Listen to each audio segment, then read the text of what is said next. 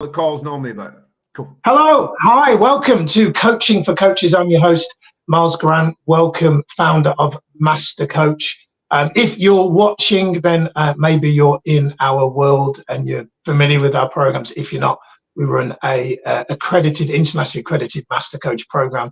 In this session, you're going to get to watch me coach a private client of mine. So what I recommend you do is treat this like you are getting coaching yourself. Here's what I believe. I believe that questions are a doorway into the soul.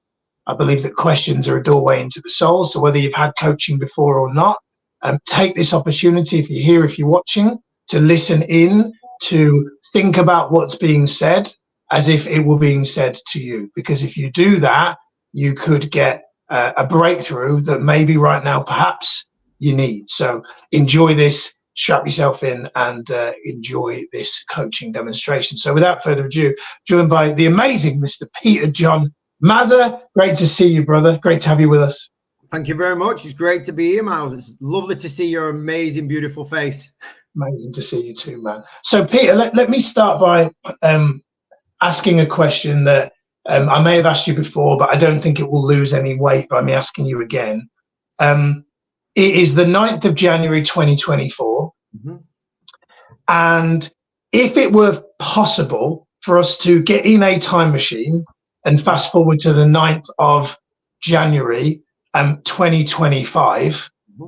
and in that jump to 2025, you and I are having a conversation, whether that's by coincidence or design, and in that conversation you're telling me how the past year has been. Mm-hmm. And it's been more than you could have ever possibly imagined. And when I ask you, how is that possible? What have you been doing? What have you done? You say, Miles, that there's so many component parts to this. I couldn't remember everything. Mm-hmm. But what I would say is you and I had a pretty profound conversation back on the 9th of January 2024. Mm-hmm. And there was one or two things we spoke about that really made a big difference. Mm-hmm. And really helped create a breakthrough for me in 2024 that compound effect helped create where we are now, January 9th, 2025. So coming back to this moment, 2024, for that to be true, for this conversation to be so impactful, so profound, so meaningful to you, that it had that big of an impact on you a year from now, my question to you is, what would make this an extraordinary conversation? Like, what would be the headline thing that we would have to speak about for that to be true for you a year from today? I think it would probably be guidance with confidence on how to get, new clients, and how to get out there really, and really kind of spread the word that we're serving people in the right manner, and then the clients will start to follow. And I strongly believe that, with the right guidance from yourself, that it will start to just flow, and just believe in the process. I mean, I've heard you say that a few times, actually, quite a lot. Okay. It's really interesting that you finished your statement with believe in the process. Yeah. I wrote that down and I circled that.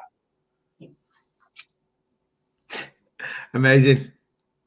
Because isn't it true that sometimes we know an intellectual phrase, a cliched phrase like that, but when I read that phrase, I guess my question to you, Peter, is on a scale of 0 to 10, 10 being full, absolute, in integrity, congruently aligned, believing in the process, trusting it, having faith, whether that's spiritual, guided or not. Mm-hmm. 0, it's just a fancy phrase that you're not really living and you're out of congruence and out of alignment. Where would you rate yourself right now? Can you elaborate on that question, as in with the business or with life, as in my own life? In this moment, because you framed it as coaching and getting clients, let's great for clarity. So let's talk about it for that. So then probably I'm going to go with a 4 to 5 right now. Okay. And what makes you choose a sort of 4 to 5?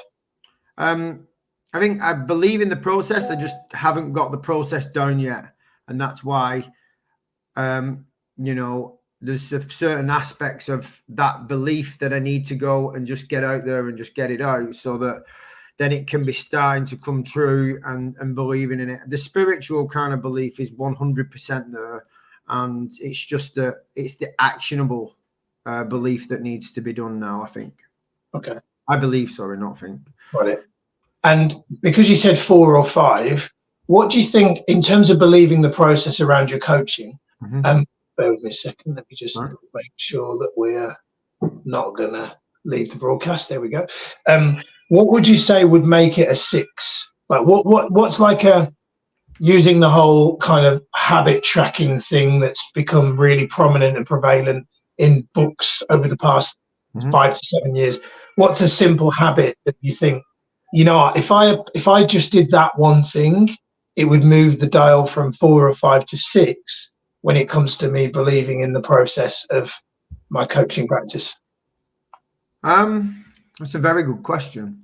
One habit, I think probably one habit which would be really good is to make an agreement with myself, of course, to send out a certain number of trailers, like messages to certain people to get the trailer calls. And then also the other thing that I really want to work on, which again, if I'm being transparent with you, which Miles, you know, I'm super transparent with like everybody, including yourself, is that I really need to go and I must start reading the scripts more, so that I don't get nervous about reading the scripts, because recently I've done a few of them and I've got nervous, and then when I've got nervous, I've lost my kind of flow and belief in myself then in the process. So I think, yeah, there's 2 things that would make it into a 6 or a 7 or 5 or a 6 or whichever numbers increased. Let's just say increase the number, is making that commitment that I'm going to read the script once a day, either one, like the trailer or script 1, script 2, and then also then sending out a set number of voice calls or voice messages to get the clients to get on the calls. And I think that's the big thing for me right now that I'm transparent. I haven't been doing, because I must start looking at how to do that. And I think that's where this call is going to be super important to me. Yeah, you said something at the beginning of the call. There's a couple of things you talked about: guidance and confidence. I'll come to the guidance one second, but here's something I've learned about confidence. Is confidence, to have confidence, it's not a thing that we have, it's a thing that we get. It's a reward. And how we get it is based on 2 things. You may want to write these down, and also if you're watching the broadcast, you may want to write these down. Confidence is something that is a reward for demonstrating 2 things. 1, courage. So the first thing that we must demonstrate to have confidence is we must demonstrate courage. Another way of saying that is the old school cliche of getting out of one's comfort zone, or you could say expanding one's comfort zone, but doing something that is out of the ordinary for you is what's going to help to build your confidence. And by the way, for context, Peter's a skydiving instructor, so I'm not going to spend too long talking about confidence, because he knows what I bloody mean. The other thing to bring in skydiving, because it's an appropriate analogy anyway, the second thing is competence. So competence, you may have heard of what we call the competence confidence loop. If you think about learning to drive, or in your case skydiving, and specifically teaching people how to do that, then once upon a time was a time when you had the fear of jumping out of a plane yourself, and then the fear would have been transferred to, could I actually facilitate a great experience for somebody through a skydive as their trainer or instructor? And you've gone through a process of competence loops to get to the point where you now can do that unconsciously without thinking about it. So when you said about confidence, 2 things came up. Number 1, courage, and the second is competence.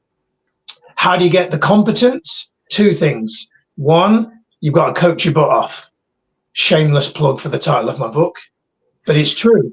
You've got to coach your butt off. 10,000 hours, Malcolm Gladwell. If you want to master anything, that is the amount of hours that it takes for mastery.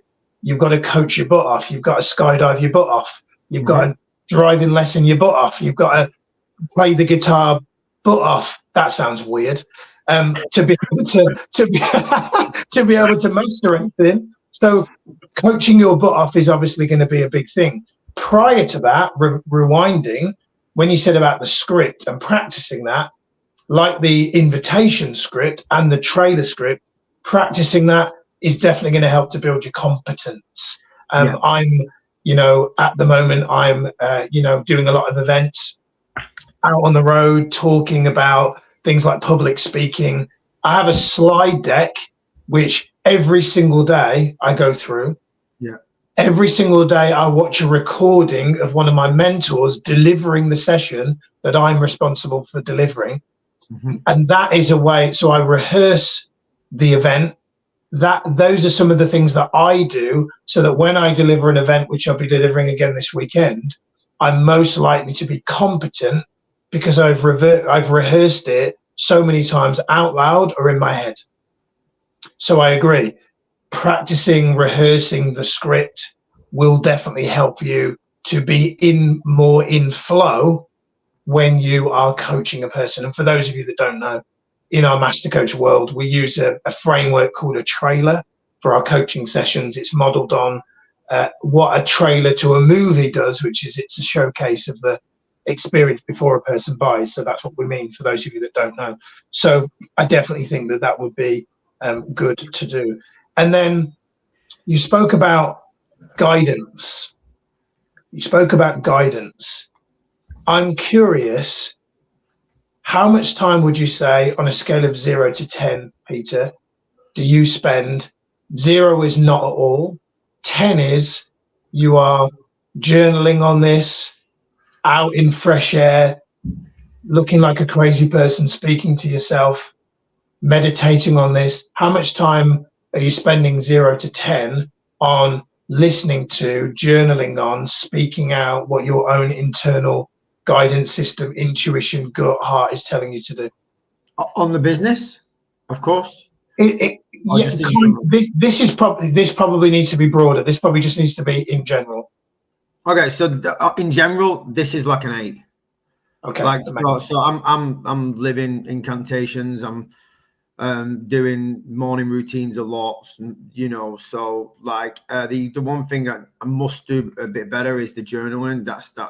That's a different kind of, if I broke it down, the journaling's at like a 2 at the minute, but the rest of the stuff, the spiritual kind of speaking to the universe or God or whichever you want to say, that's different. And then the incantations every day, that's continuous.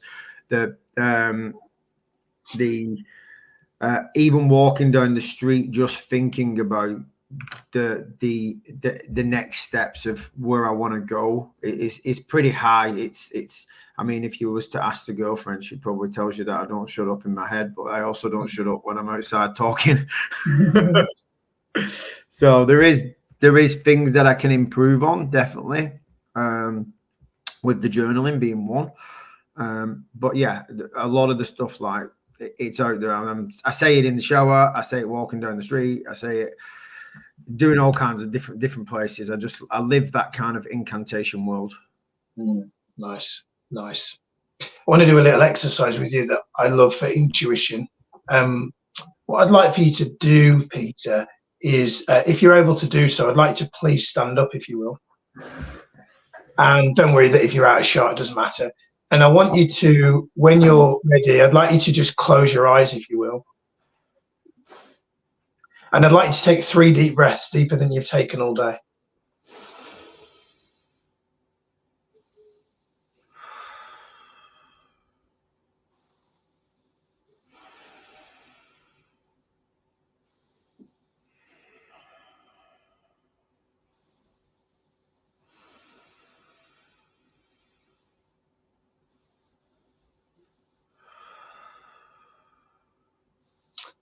Keep your eyes closed. And I want you to imagine that standing beside you with his hands gently resting on your shoulders is you around 10 years into the future. Fullest potential unleashed, the true best version of you. Let's call him Coach Peter. Coach Peter has manifested, achieved everything that you are going to achieve. And in this moment, he's just got some words of wisdom that he'd like to speak to you about your coaching practice journey over the next 10 years and about your ability to trust the process and believe the process and listen to your own intuitive guidance system. What I'd like you to do is I'd like you to, if you will, I'd like you to speak now as if you're Coach Peter, coaching Peter. What does Coach Peter say? Speak now as if you're Coach Peter, coaching Peter. Don't give up. Keep moving forward. Trust the process. Believe. Live from your heart, not from your head. Get out there. Keep moving forward even when times are shit, down.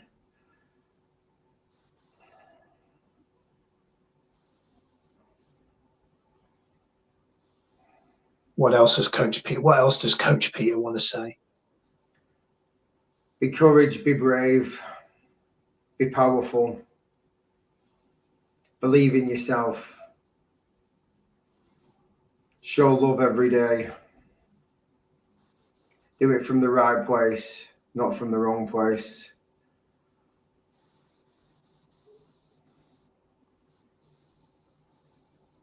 And if there were one more truly breakthrough, profound thing that Coach Peter had to say in this moment before he leaves us, what does Coach Peter say? Do what you did in skydiving in the coaching world. Okay. And I'll elaborate on that in a minute. Pete, you can open your eyes and sit back down.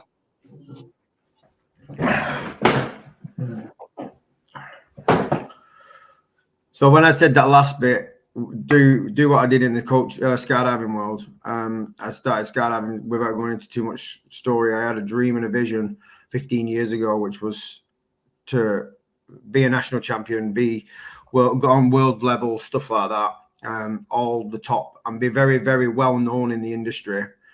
And that is the truth. That is what I have done. I have been to 4 world meets, national champion for Great Britain right now, still standing. I've done world records, British records. And I think there was a moment where you said to me about the competence loop. And that was a breakthrough of all the practice that I did in skydiving, like all the practice jumps, everything else. It's the same concept, but just in a different format. So that's why that Coach Peter, that's why Coach Peter was like, just do the same as what you did in skydiving, because you've achieved and continuing to achieve what you are still doing in skydiving as well. So, and I think that it resonates a lot with me because I've just done that for 15 years. So I think that was a big breakthrough there. It's a magic moment, that, Miles. I'm going to use that word, magic moment. So and with that, you're welcome. And with that, we'll talk offline. But with that, I'm gonna take you off the hot seat. There's one thing I believe about coaching is, for you, Peter, and for anybody else watching, always remember coaching doesn't have to be magical, but there's always some magic. Don't be fooled into thinking that it's got to be an hour, it's got to be 2 hours, or you've agreed that you're going to work with them for 45. Don't worry about that. It's about the insight or the breakthrough. And to narrate this session now a little bit for those of you that are maybe watching, the reason I'm not going to continue now with Peter is because Peter's had a breakthrough, and I don't now want to tread on that by talking about other granular details that might diminish the quality of that breakthrough. Sometimes we just need to take the person off the hot seat and just allow them to simmer. Otherwise, you can overcook. Like you can overtrain in the gym, like you can overcook food, you can overcook a coaching session. You don't need to do that. You're enough. This has been 19 minutes.